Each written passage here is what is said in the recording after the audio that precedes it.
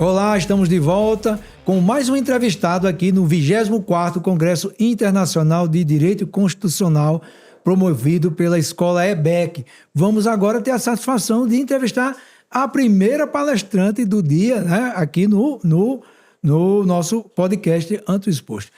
Essa pessoa simpaticíssima, a doutora Rebeca Drummond. Doutora, primeiramente, muito obrigado por aceitar o nosso convite e externar nossa satisfação, né, meninas? Sim. Por favor, dê seu oi para o nosso público e se apresente, né? Faça sua mini-bio, faça a sua apresentação. Muito obrigada, é uma honra estar aqui com vocês pela primeira vez, espero que seja a primeira vez de muitas. Né? Dar um oi também aos nossos ouvintes, telespectadores. E me apresentar rapidamente, eu sou a Rebeca Drummond de Andrade, sou sócia do escritório Tourinho Leal Drummond de Andrade Advocacia, com atuação em Brasília, mestre em Direito Tributário e autora da obra Compartilhamento de Dados Fiscais Sigilosos, a obra publicada pela Editorial Medina, e é o tema da minha palestra de hoje aqui no Congresso. Doutora Rebeca, mais uma vez, é um prazer tê-la aqui conosco. Eu estava verificando que seu tema de palestra é limites constitucionais do compartilhamento de dados fiscais. Daí já surge a primeira pergunta, né? Quando a Receita Federal compartilha dados fiscais com outros órgãos do governo, no seu entendimento, ela está quebrando o sigilo fiscal ou apenas transferindo informações que já é do Estado? Essa é uma pergunta muito interessante e ela tem uma resposta dupla, porque ela pode ser, sim, é uma quebra ou não, é apenas uma transferência. Em regra, é uma transferência de sigilo. Isso porque, se a gente for resgatar a jurisprudência, os precedentes do Supremo Tribunal Federal, notadamente a partir de 2016, o entendimento que é formado é justamente que há uma transferência de sigilo. Ou seja, quando a gente fala em transferência desse sigilo, no compartilhamento dos dados, isso significa que não precisa, a cada envio de informação protegida pelo sigilo, que haja a chamada reserva de jurisdição, ou seja, a autorização do judiciário, uma decisão judicial para aquela transferência, para que aquela transferência possa ocorrer. Aí, por que eu digo que depende? Porque a gente vem mudando um pouco o entendimento. O Supremo Tribunal Federal, vem adotando a partir de outros pressupostos e direitos fundamentais, como da proteção de dados, vem adotando alguma interpretação um pouquinho mais restritiva. Eu vou pegar o gancho dessa sua fala para fazer já a segunda pergunta. É exatamente isso. Veja, se o STF já autorizou o compartilhamento de dados fiscais sem autorização judicial, isso vale mesmo tendo em vista que a proteção de dados se transformou num direito fundamental? Não há uma incompatibilidade nesses direitos? Sim, com certeza. E aí também a grande questão, quando você leva o tema, diante de uma situação concreta, o tema para o judiciário. Porque, como a proteção de dados, reconhecida como direito fundamental, decorre daí alguns pressupostos e elementos, como, por exemplo, o direito à autodeterminação informacional, que é o cidadão contribuinte ter o direito ali de assentir ou não com aquele compartilhamento. Aí, claro, quando a gente está falando de dado fiscal, isso aqui é um pouquinho mais flexível, não dá para ser, a gente explica depois. E também há um outro princípio reconhecido muito em outros países, já muito tradicionais nessa proteção de dados, como a Alemanha, que é a separação informacional de poderes. Ou seja, você não poder deixar num órgão apenas a concentração, ou um superórgão com concentração de poderes de informação. Então, dependendo da situação desse compartilhamento, qual órgão, se a Receita está compartilhando com o Ministério Público, é um tipo de fluxo. Se é a instituição financeira compartilhando com a Receita Federal, é outro fluxo. Cada fluxo precisa ser analisado especificamente à luz dos precedentes do Supremo e à luz agora do nosso novíssimo, né, direito fundamental à proteção de dados. Isso está reaquecendo uma discussão que já vinha no passado. O Supremo já tinha se posicionado sobre a questão da possibilidade do uso dos dados fiscais para fins de investigações e tudo mais. Sim. Mas aí eu vou até mudar aqui um pouquinho o roteiro, porque também trabalho na área tributária e a gente está vivendo uma reforma muito profunda no consumo, mas não só no consumo. A gente está vendo que também alcança a parte de renda, distribuição, de dividendos e tudo mais.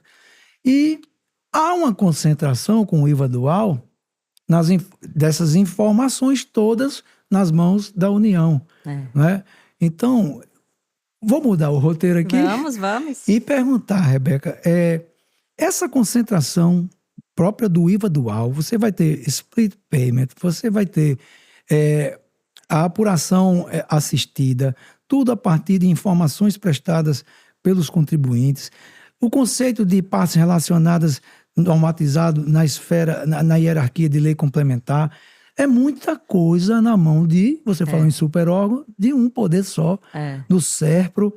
Como é que vai ficar tudo isso? Qual a expectativa de vocês que estudam essa questão de compartilhamento de dados fiscais a respeito dessa situação nova, extremamente nova do IVA dual? Nossa, esse é um ponto-chave hoje, atualmente, nesse cenário, nesse novo ecossistema da reforma tributária. A gente vai ter, de fato, um superórgão. Isso. Que se a gente tem a Receita Federal do Brasil hoje como esse superpoder, afinal de contas, dado, né? Hoje, ter poder é ter dados, informações. tudo. O comitê gestor vai concentrar, eu ousaria dizer, até mais do que hoje a Receita Federal já detém. Isso. Então, vai ser o comitê gestor tendo esse superpoder, não só como um superórgão que ele já é, mas, sobretudo, por essas informações concentradas.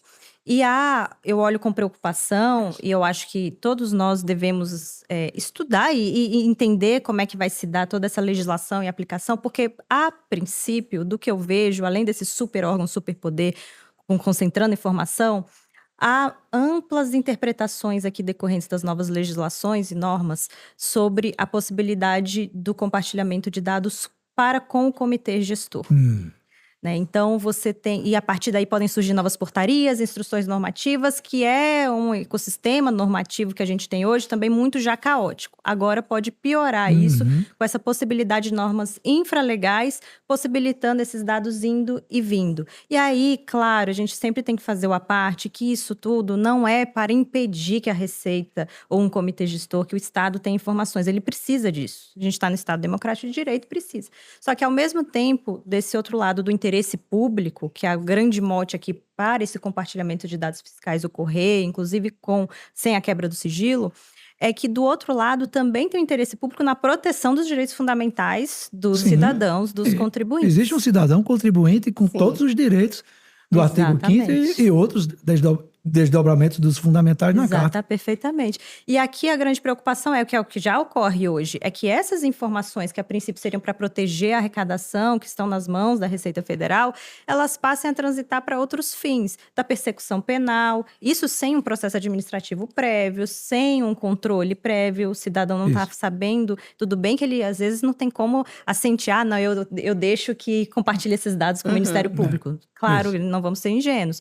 Mas, ao mesmo tempo, eu não posso ter essas informações indo para diversos órgãos. Porque aí... Indiscriminadamente. Indiscriminadamente. De repente, você tá com a Receita está tentando, na ânsia de proteger a arrecadação ali, está fazendo uma investigação... Inicia, né, um processo administrativo em face daquele contribuinte para apurar alguma questão relacionada a um tributo, e de repente esses mesmos dados, quando você vê do sócio, pessoa física, já está nas mãos do Ministério Público, sem uma representação fiscal para fins penais. Isso tudo aqui é tudo que não pode ocorrer, e a gente volta àquele princípio da separação informacional de poderes, que hoje, com a proteção de dados, ele se torna ainda mais em voga e ele anda lado a lado aos direitos fundamentais. Perfeito. Certo, doutora Rebeca, eu vou fechar a nossa entrevista fazendo uma pergunta assim, que é quase, não vou dizer maldosa, porque não tem maldade, mas jogar um abacaxi, cinzenta, né? Zona cinzenta. Zona né? cinzenta. Você acabou de falar agora, essa questão do controle, do indiscriminado, e né, você tem um sócio que foi no pacote de dados e não deveria, essa questão da peneira, do que vai, o que não vai. Sim. Peneira implica em decisão, né? Alguém decide o que vai e o que não vai. Mas a pergunta é no sentido, afinal de contas, nós temos arcabouço normativo suficiente, e aí já incluindo precedentes do judiciário, suficientes para garantir essa proteção? Eu posso afirmar que não. Com base na minha opinião, nos meus estudos, eu afirmo categoricamente que não. Não é que não há absolutamente nada, um vácuo normativo, legislativo, né, ou jurisprudencial. A gente tem algumas diretrizes, mas elas são muito confusas, tanto é que o assunto volta sempre para o Supremo Tribunal Federal, e a gente tem a evolução dessa jurisprudência, como eu disse no início, agora já um pouquinho mais restritiva, voltando alguns passos lá atrás, mas o que a gente precisava aqui mesmo, à luz até do que a gente vê no exterior, com as devidas proporções, a gente sabe a nossa dimensão aqui no Brasil e as nossas peculiaridades, mas o correto seria, a meu ver, ter a reserva legal. Então, você ter uma norma, a semelhança de uma LGPD, mas uma LGPD tributária. Sim. Com as proporções ligadas às informações tributárias, porque a gente sabe que a LGPD também tem as suas limitações nesse sentido. Então, o ideal é que o legislativo se debruçasse sobre uma lei e aí discutisse com a sociedade, pusesse isso em vigor, e aí sim a gente poderia falar em mais proteção de acordo com os princípios Pelo menos uma constitucionais. base mais específica, não é isso, Mais doutora? sólida, né? Essa é a proposta. Exato, seria maior segurança jurídica. Pois é, gente, aqui acabamos de entrevistar a professora Rebeca Drummond, trouxe esse assunto extremamente importante, atual, né? E, sério, preocupante. A resposta foi contundente. Não temos arcabouço normativo suficiente para garantir a proteção de dados do contribuinte. E isso é um assunto que interessa a todos. Continue ligado no Anto Exposto, estamos aqui fazendo a cobertura, como disse inicialmente, do 24º Congresso Internacional de Direito Constitucional, entrevistando pessoas como a doutora Rebeca Drummond, que traz esse tipo de assunto, né, de alta relevância. Continue conosco.